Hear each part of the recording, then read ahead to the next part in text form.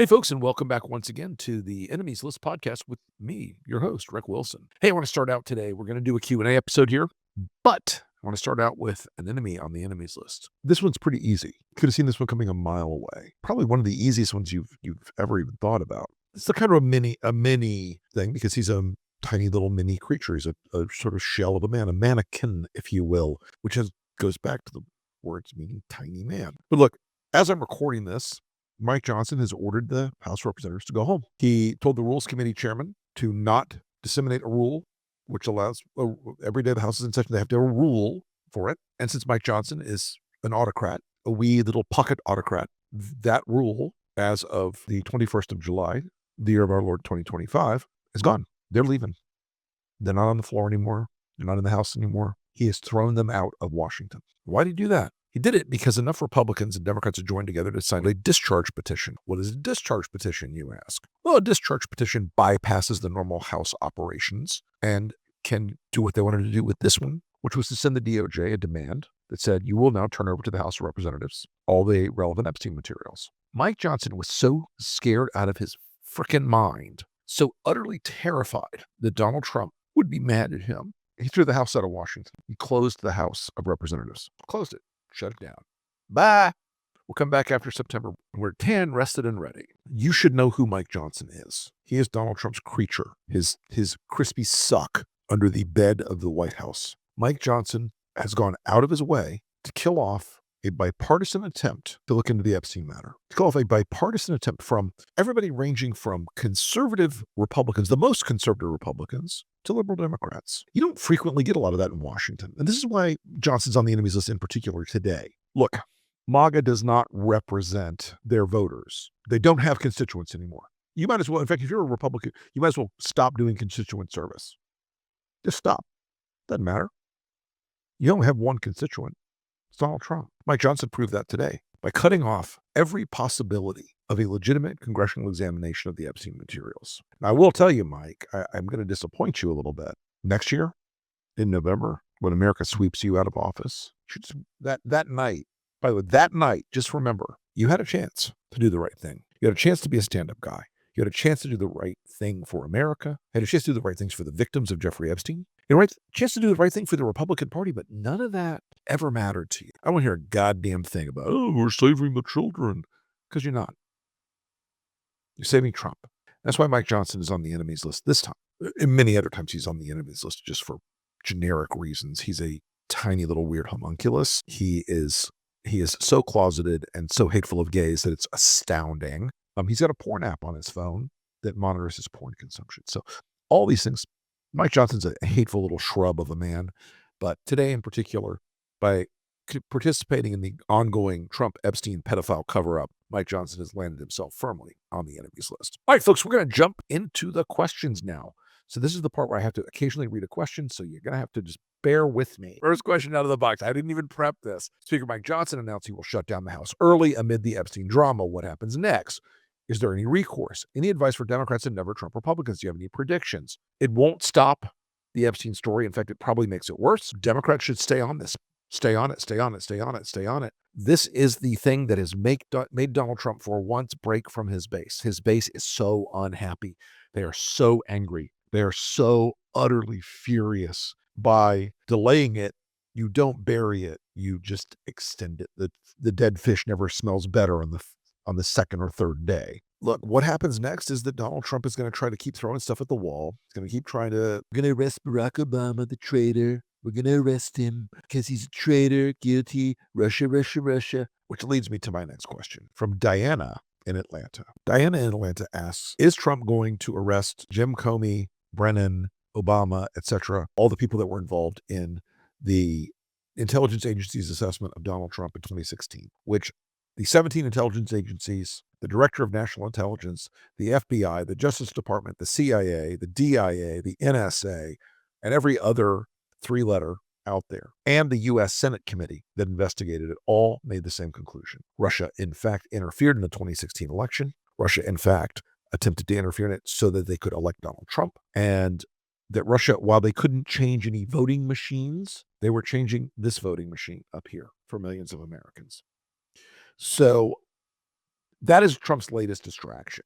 That is Trump's latest hoo-ha. And I have to say to our MAGA friends, much like they say to their wives before they try to have sex with them, prepare yourselves for disappointment. Barack Obama is not getting arrested. Jim Clapper is not getting arrested. James Comey is not getting arrested. If they do this, it will start a process. For the Republican Party, it will be politically devastating. For Donald Trump, it will lead to another impeachment.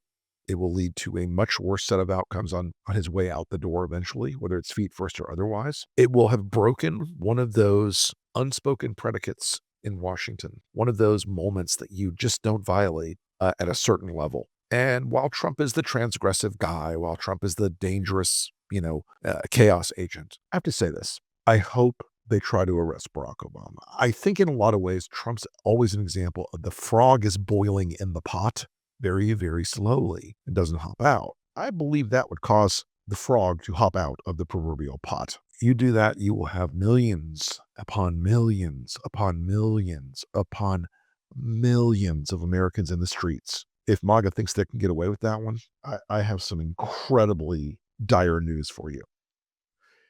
If you wanted to permanently alter the media coverage in this country, if you wanted to permanently alter the outcomes that are going to follow on in the aftermath of Trump, that'd be a way to do it. If you wanted to look at America suddenly being isolated in the world because you're arresting a former president on bullshit pretense and lies and joke charges, there you go. Knock yourselves out, Chief.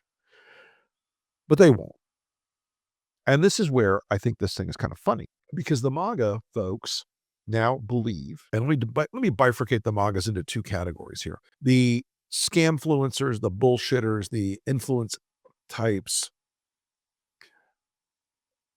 they know it's bullshit. Whether it's Jack Posobiec or Laura Loomer or whoever, they know it's bullshit. They know Barack Obama didn't do this. They know it's a head fake. They know it's Trump being Trump. They know it's just a jackass, whatever. The base, however,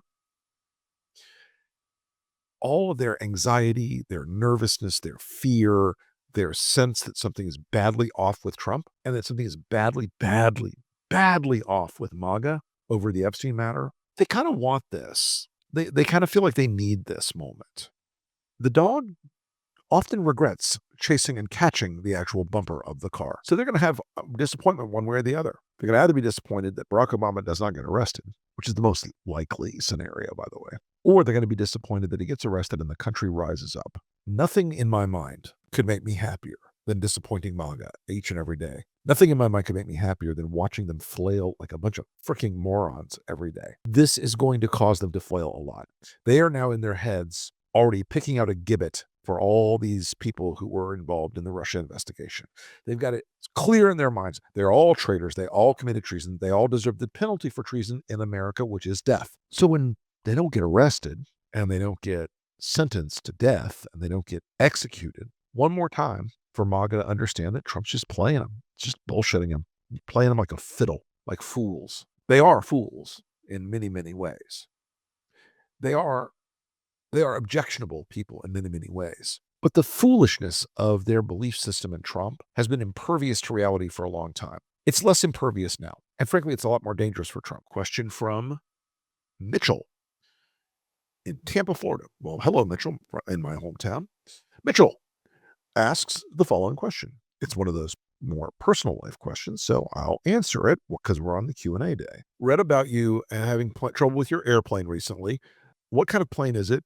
Are you okay? Is the plane okay? And are you flying more? Plane's fine.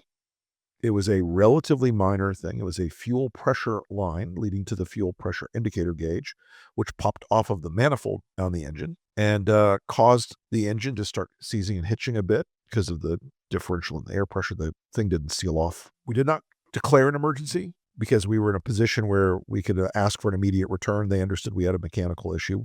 Because this is a new plane for me, I'm flying with an instructor for the first 15 hours on this plane. And so my instructor and I, he said, you fly, I'll talk. He handled the radio. I handled the flying, ran the checklist, put the plane on the ground, bada bit, bada boom. 2 flights since then, runs like a typewriter. It's been phenomenal. Took it out last week and took it out today, the 21st, as I'm recording this, and we flew some instrument approaches, and I swore as God is my witness, I would never be back under the goddamn foggles, and yet here I am. If you're a pilot, you know what I'm talking about. We did practice instrument approaches today. It was good.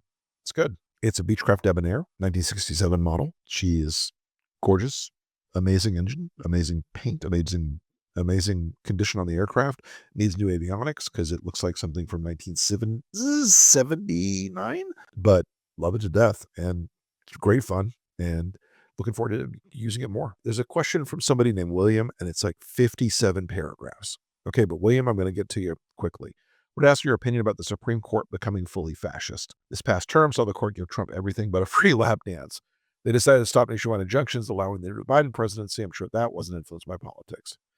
I'm going to summarize this. William, you're absolutely on point. The red court is the red court. They are there now to enable and empower an authoritarian version of government. They're there now to enable and empower the Trump version of the future. Massive expansions of executive power, massive expansions of protection for presidential actions. The guy in the center of this whole brouhaha, it's John Roberts. Roberts has this public-facing image that he's the institutionalist, that he's the guy who wants the system to work properly. Well, so far, he has empowered a lot of the worst outcomes in the last year and a half, 2 years on the court. The court is increasingly sided with Trump on executive power, on the definitions of executive action. Roberts is the architect of this court. Now, has he occasionally, along with Comey Barrett, voted against Trump? Occasionally. Not enough for it to matter. Not enough for it to slow Trump down.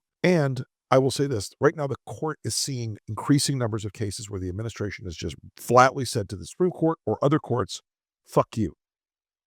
Fuck you, try to make us. Unless Roberts begins to step up on this matter in particular, he will have abrogated and abandoned the power of the judiciary. I mean, folks, the first three articles of the Constitution talk about the executive, the legislative, the judicial branch's powers. Roberts is giving those powers away. Unless he stops, unless he comes to Jesus, unless he figures this out, he could be the last Supreme Court justice. Because why do you need them if you have a monarchy? From Whitney in Colorado, Newsweek reported that Howard Lutnik owned a townhouse next to Epstein's notorious townhouse in New York, his brownstone. What comes out of this? You think Trump will try to find a way to fire Lutnik and distance himself from the issue? Epstein knew a lot of people. And Trump has now become a guy who is defending not only himself in the Epstein matter, but a lot of his billionaire friends. I don't know that Howard Lutnik was one of them, but he was of the profile of the kind of people that Epstein liked to collect, that Epstein liked to have around him. Trump will often play that reverse psychology game about people around him in trouble. Oh, no, he's not just my friend. He's my best friend. We weren't just close. We're extremely close. You guys, clear and present danger, that shit. As for Lutnik, I don't know much more backstory than what you mentioned. Well, I'll have a look at it. We'll see what it is. Sarah from Ohio asks, hey, Rick, first off, thank you for your podcast and keeping us all so well informed. I wanted to pick your brain about Trump's distraction tactics. We've seen Trump trying everything to distract from Epstein. Is there ever a goalpost, or are we in uncharted territory? Sarah, we're in uncharted territory. This is an entirely new space. Yes, you're correct that Trump is trying to distract from Jeffrey Epstein. So he is throwing Barack Obama, Bigfoot, MLK, everything. I mean, by the end of this month, we're probably going to have the Bavarian Illuminati, the Tartarian conspiracy, and fluoridation. God knows what else it's going to be. But Trump is insisting on trying this strategy because he has to change the subject. It's not working. That's the secret thing you should bear in mind throughout this whole thing. It's not working. He's having a really hard time changing the subject because his own people don't want to change the subject. They would like, for once, from Donald Trump, something exotic and unusual and unprecedented, and that's the truth. Donald Trump is not a guy who specifically or explicitly likes the truth. He likes to craft reality around himself, but right now he can't. Right now he has been in a box of his own making, and they're no matter how many times, no matter how many ways you throw this out there, MAGA is not going to get what they need. He's not going to give them what they want. And we've talked about this a lot, but the reason the Epstein matter is so deadly for him, the reason it's so potent as a distraction for him, is he understands that his base for 10 long years was fed a big fat lie. He did it.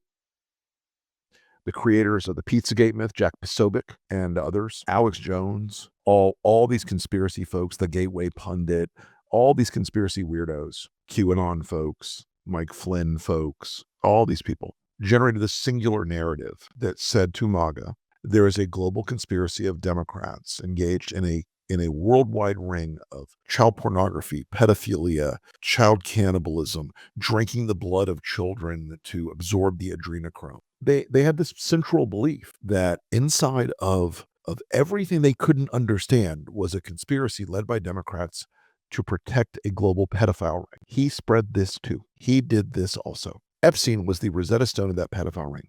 Now that he's covering it up, they have to come to either one of three terrible, terrible conclusions cognitively for them. One, they were stupid and they were conned. Believe me, folks, the last thing any human, stupid or smart, wants to admit when they've been conned is that they've been conned. Or, case two, Donald Trump knows what's in the Epstein materials and is himself compromised in some way, which also flies into the face of their cognitive dissonance because Donald Trump was the leader of the heroic effort to save the children. Or the final explanation is that Donald Trump is protecting his other friends, other people in the ring, other people who had ties to, who exploited the services of these young girls and young women that Epstein trafficked and Ghislaine Maxwell trafficked. None of those three answers are comfortable for them. So Trump is going to try to throw every other thing at the wall. The greatest hits are just winging their way through the world. It's nuts. It's bonkers. No one's ever seen it like this before because he's never been this scared before. No one's ever seen this level before because no one's ever seen him this frightened of everything. And I mean everything. So, Sarah, it's a great question. We're not at the end. We're not even at the end of the beginning. This is going to go on for a long time. And again, the reason it's going to go on is he created and promoted this illusion. He finds himself locked in it now. There's an 80s movie, I can't quite put my finger on it right now, where people are trapped in a dream. It's not Freddy Krueger, by the way. It's a science fiction-ish kind of movie. But people are trapped in this dream. They're trapped in this conception that they can't get out of. That's where he is. He's trapped in this conception that he created. He's trapped in this lie that he built. He's trapped in this conspiracy that he thought he was the star of, but is now the subject of. Okay, folks, that's been another episode of the Enemies List podcast. It's a Q&A edition. Do me a big favor. Go out and follow Lincoln Square and the Enemies List podcast and the Lincoln Project podcast and the Elephant in the Room. Go out and follow us on all the social media platforms that you enjoy.